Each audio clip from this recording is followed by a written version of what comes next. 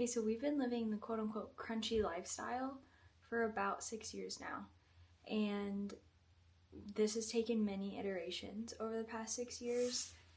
And particularly the biggest things that have impacted have actually been my faith. And so when this all started out, we were gung-ho going after the vegan lifestyle.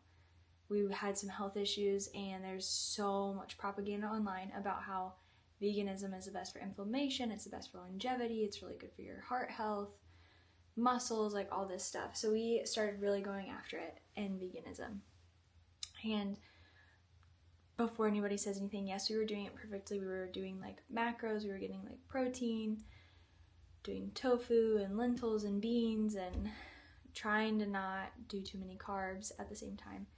And after about maybe 2 years, a year and a half, 2 years of that, I started to have even more serious health issues. So I started to not be able to stay awake past 2 p.m. every single day. 2 p.m. would hit and I would just fall asleep. And that was just a really big issue. On top of that, I was still dealing with my health issues that I had before. That was a lot of stuff with PCOS. And so my periods were really irregular. I had extreme cramping and pain. I was getting acne. When I would get my blood drawn and do like a full metabolic panel, I had so many nutrients that were off, just like not in great condition. And then on top of that, my husband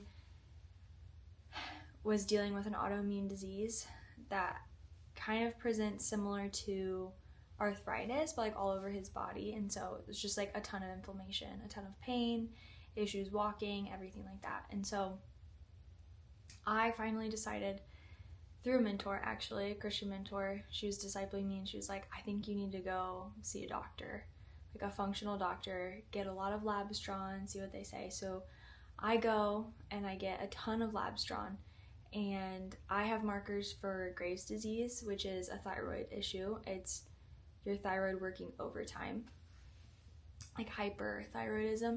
Hashimoto's is hypo, so Hashimoto's would be like your thyroid not working enough, essentially. And so many of my nutrient stores were off. I had really high histamine. I had just so many issues. My gut was all out of whack. I had IBS, and the only thing that helped out was actually doing like no sugar at all. The only things that I was eating like carb wise were whole food carb sources, but like fruits. So like no bread, no honey, no maple syrup, no sugar, like any of that, which was a really hard journey for me. And so I started at this doctor, and I see that I have so many issues, and I decided to actually commit to a 40-day sugar fast.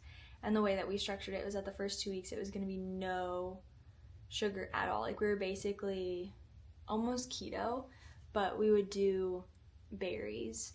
And I remember walking through the grocery store, and I would turn around packages of foods that we would buy on a regular basis, and I literally started crying in the grocery store. I was there for 2 hours trying to find foods that didn't have added sugar, because that's like all we knew were packaged foods.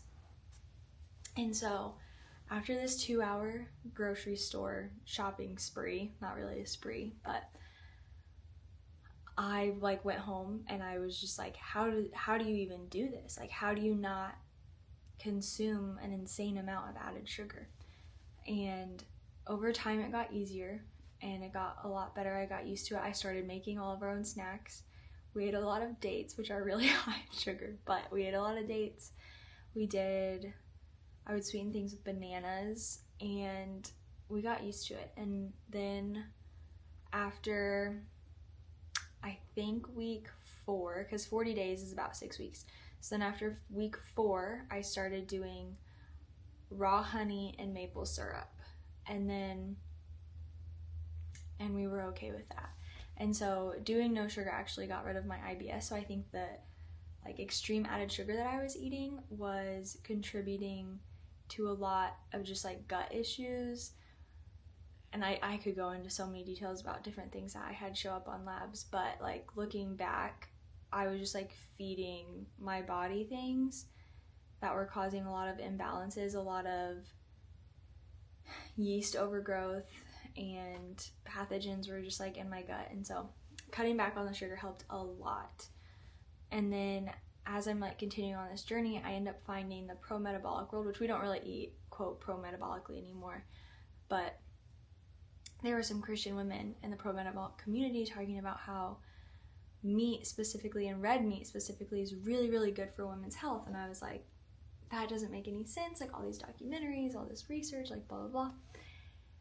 And then I go back to my doctor and she looks at me, and she's also a Christian woman, and she's like, Taylor, you're not leaving this office until you say, I'm going to eat red meat. And I was like, but red meat is so bad for you. Like it causes heart attacks. It does all this bad stuff for you. It's so bad for the environment, all that stuff. And she was like, no, like you need to eat red meat. And so I committed to eating red meat. And I read in the Bible in Deuteronomy, God says to eat meat whenever you crave it. And in the New Testament, it talks about not calling unclean what God has called clean. And in Mark, I think chapter 4, I would have to check this, but Mark does say that thus Jesus made all foods clean. And so I was living a very restricted life that was honestly against the Lord in the way that I was eating. And so we completely shifted the way we ate, and we started eating meat regularly. We started increasing our calories. I started like drastically increasing how much I was eating, and suddenly I wasn't falling asleep at 2 p.m. anymore. And at the same time that we were pursuing healthy food options and trying to really understand like what our bodies thrive on, we were also really pursuing healing from the Lord and what it looks like for Jesus to heal. And because when I read through the Bible, I see in the New Testament that every single person that approached Jesus got healed. And I see that Jesus just loves to heal his people. And so we were just really pursuing how Jesus heals today. And both of those things drastically changed the trajectory of our lives. And so on the food side, we decided that if we're going to eat meat and we're going to eat dairy, and then learned even with produce, like we want to know how all of this is being raised. We want to know that God's creation is being stewarded in a way that is honoring to him. And so I bought a book, or actually I asked for it for Christmas, and I received it for Christmas, called Dirt to Soil. And it is so good, and it talks about how regenerative ag actually looks at taking soil that has been turned to dirt, right? Like it is dead, there's nothing in there, and it is regenerating it back into this like beautiful soil that God intended our grounds to be like. And we just loved that. We loved that farming could have a tangible, beautiful change on the earth in a way that like humans steward, right? Like we're partnering with God and we're stewarding how these animals are raised. And in turn, there's so many people that have done nutrient comparisons on beef that's raised regeneratively, right? Moved every single day, or most every, this looks different across the country, but like is regularly moved to fresh pasture, and they're given minerals and healthy water, and they're outside, and they're just like in an environment where they thrive. Looking at the nutrients of a cow like that is raised and finished that way, versus a cow that ends up being finished on grain and in a confined feedlot, and the nutrient differences are staggering, honestly. And so we just love that not only can you actively change the environment for good and actually sequester more carbon out of the atmosphere doing cattle this way, but you're also producing a product that is way healthier for humans and just giving them more nutrients and what we need to live on. And so we made a commitment that like as long as it was in our budget, because we do also believe that God wants us to be good stewards of our money because it's his money, not ours, as long as it's in our budget, we would exclusively buy our meat that way. And then produce, because it's also not exempt from animal inputs, we really would love to know exactly where our produce comes from. And that one can actually be harder because in the area that we live in the country, the majority of farms around here are actually row cropping corn and soybeans and not really growing and farming things that are for human consumption, and so like directly for human consumption. And so there's not very many produce farmers, and so we do have a small garden, but for the most part we buy organic, and as we can, we do buy things locally that are produced near us.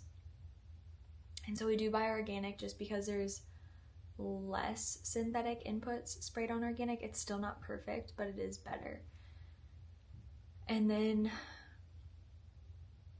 if I could like look back and tell myself, 6 years ago how to like really get into this, I would just ditch all the processed foods and I would just start making everything from scratch, because I think that's way easier. Like, you don't need to be eating Cheez-Its, and you don't need to be eating the cleaner version of Cheez-Its, and same with chips. And so, for snacks we do cheese or yogurt or fruit, and we always eat fruit with the proteins like cheese or yogurt or meat, and then we just make all of our meals from scratch. And I think a lot of people are able to do that. It is a worldview shift, and it is a little bit of a time shift, but I was doing that while I was in law school, and we were gone from 7 a.m. to 7 p.m., but I would still make 100% of our food from scratch, and so I do think it's doable. So then we ended up having kids, and the conversation comes in more because like we're making this decision for ourselves because we understand how food can impact the body, and while we don't need to be perfect 100% of the time, everything that's in our house is just like made from scratch, exactly how God intended it.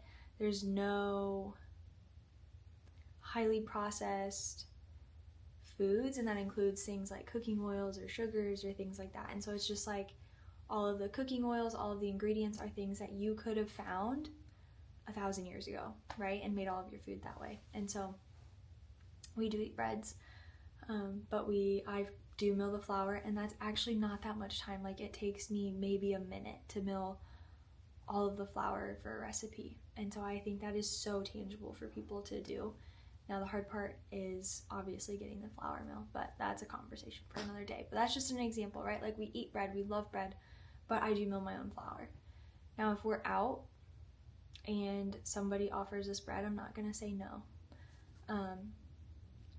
But this conversation has made us think a lot more now that we have kids of like, how do we want to approach this with our kids? And so I think we kind of take this day by day, and there are some things that kind of feel like a hard no for us. And for me, like, one of those is like food dyes. And we actually have noticed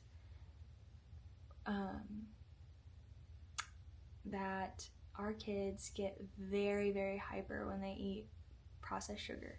So they don't eat any of that at home. So I don't know if maybe their bodies would acclimate to it if we did eat refined sugar. But anytime that they eat refined sugar, they are wired for hours, and bedtime does not go well. So we do actually say no to refined sugars when we're out, unless it's like lunchtime, and then that can be like an exception.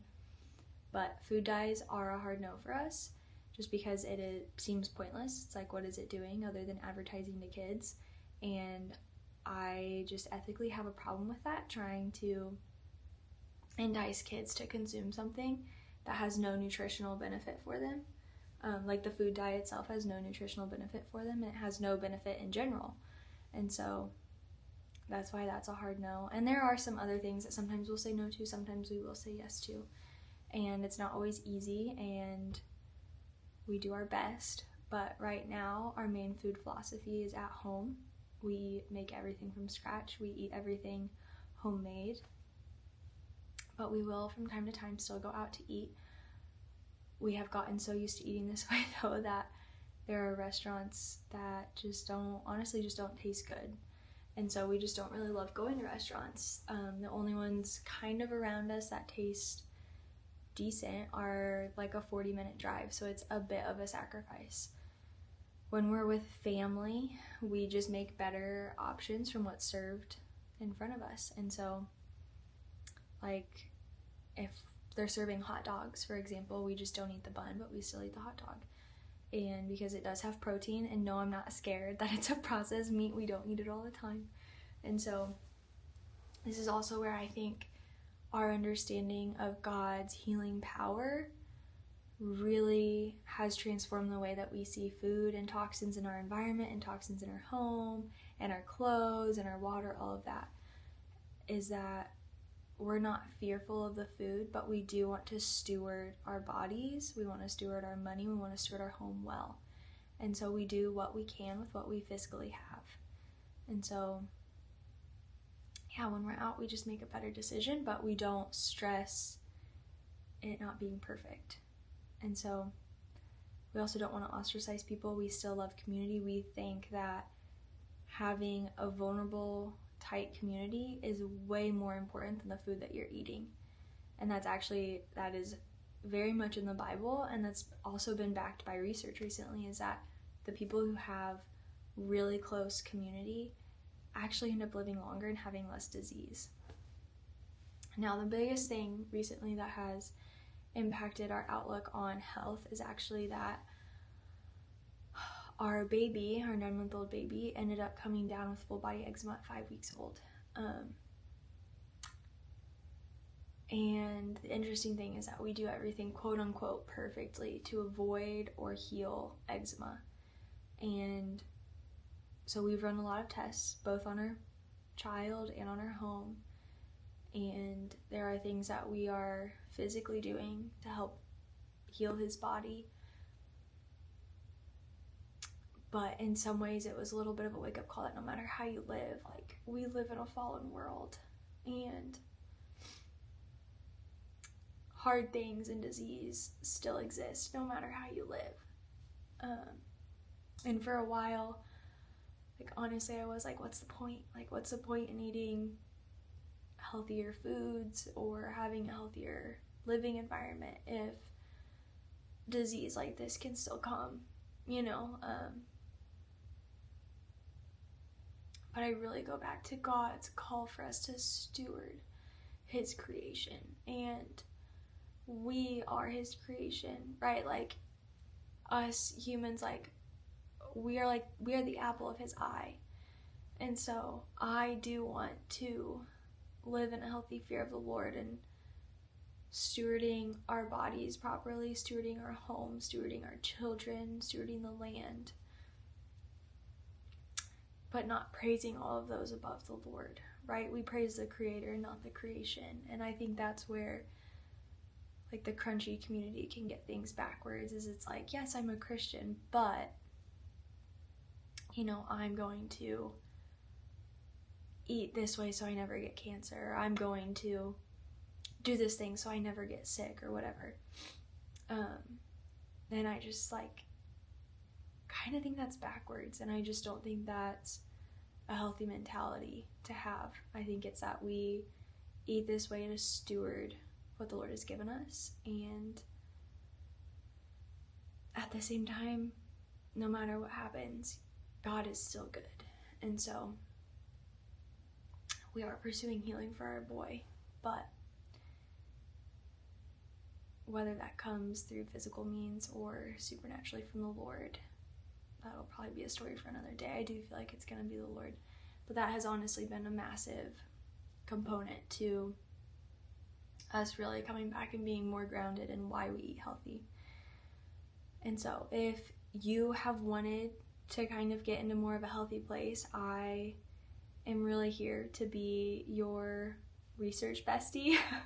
You know, after the whole vegan thing, I no longer took propaganda and took it as fact. I hear people's claims, and I want to read the actual research that's behind it. And I also want to look to the Bible to see what's true. And so I hold the Bible in a higher regard than research, but I do think that they are both important. And so I am here to be your research bestie, to help you live a healthier lifestyle, not to be perfect, but just to help you make changes and do things that are sustainable for your family. So hope you're here to follow along. Thanks for listening.